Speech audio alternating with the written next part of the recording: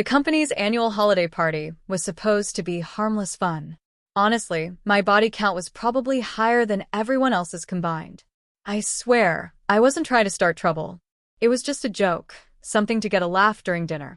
I said, my body count's higher than all of yours together. I meant it playfully, just to loosen up the mood. Everyone gave those half laughs, awkward, uncertain, except him. He didn't laugh. He didn't even smile. He just stood up quietly and walked out without a word. The next morning, there was a folded note on the counter and an envelope from his lawyer waiting in the mailbox.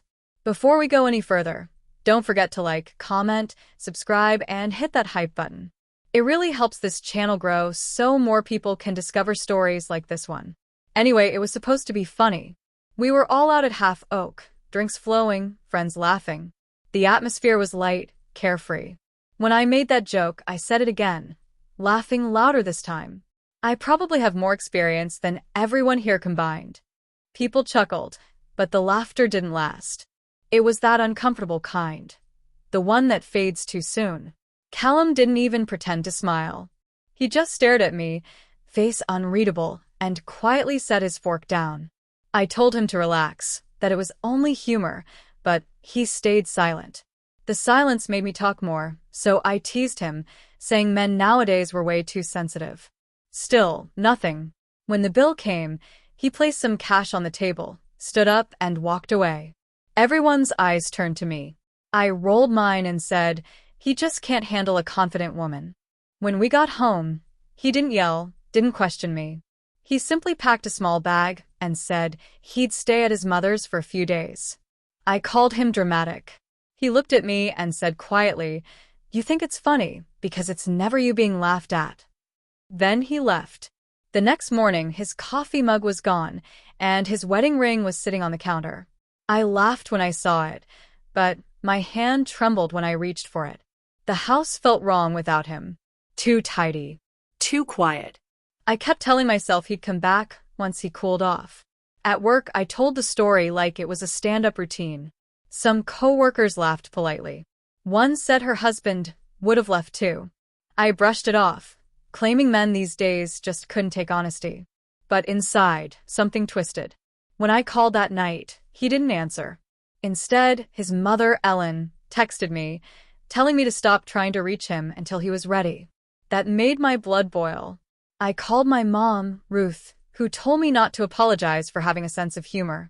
She said he'd come crawling back once he realized how ridiculous he was being. A few days later, I went home to grab some documents. His office door was half open. On his desk sat a neat stack of papers, printed emails with a letterhead Grant and Foster LLP. My stomach flipped. I told myself it wasn't what it looked like, but I still took a photo. That night, I texted him saying we needed to talk. Hours later, his reply came. There's nothing left to discuss. I just stared at the screen until it dimmed, realizing maybe he had meant it when he walked out. A week later, a mutual friend had a birthday dinner. We were both invited. I decided to go, convinced Callum wouldn't dare make a scene. When he arrived, calm, collected, looking perfect, I felt a surge of pride. I wanted him to see what he'd thrown away. So when the conversation turned light, I joked again. I probably have more experience than everyone here combined, I said. The laughter died instantly. Someone coughed. Callum looked at me, steady and calm, and said quietly, "That explains a lot." I tried to laugh it off, but nobody joined in. I accused him of trying to embarrass me. He said, "You do that well enough on your own." My throat went dry. He stood, reached into his jacket, and placed an envelope beside my plate. "You love being the center of attention," he said. "Here's something worth talking about." Then he left. My fingers trembled as I opened the envelope. Inside were draft divorce papers. The date on them was from 2 weeks before that dinner before the joke. He'd already planned it. Everyone at the table avoided my eyes. I forced a smile and said he'd calm down eventually. But later, driving home, the laughter that escaped my lips didn't sound like mine. After that night, I couldn't stop thinking about the papers. He'd prepared them long before I opened my mouth, like he'd just been waiting for a reason. I told myself he wouldn't actually file, that he'd cool off once I showed I cared. I sent long messages about love, honesty, and misunderstandings, but he never replied. One afternoon, I stopped by the house to pack.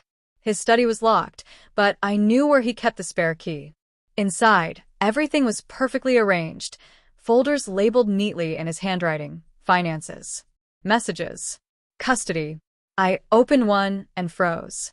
Screenshots of my old posts, texts, even comments from friends about me living wild before we married. Another folder held receipts and bank records marked misuse of shared funds. Every page felt like a quiet accusation. I sat in his chair and whispered, "He's gone too far." But the more I flipped through, the more I realized he hadn't rushed this. He'd been collecting evidence for months, building a case piece by piece. When he came home later, I confronted him. He said calmly, "Lock up when you're done." I asked if he was really doing this. He looked at me and said, "You already did." Then he walked upstairs, as if nothing had happened. 2 weeks later, we sat across from each other at mediation. I wore a simple navy dress, hoping to look composed. Callum was already there, calm, rested, distant. I smiled politely, but he didn't look at me once. The mediator asked if I wanted to start. I said yes. I explained it was all a misunderstanding, just a joke taken too far. I said he'd turned humor into a crime. His lawyer opened a folder filled with documents, screenshots, bank statements, old messages between me and Blake from years ago.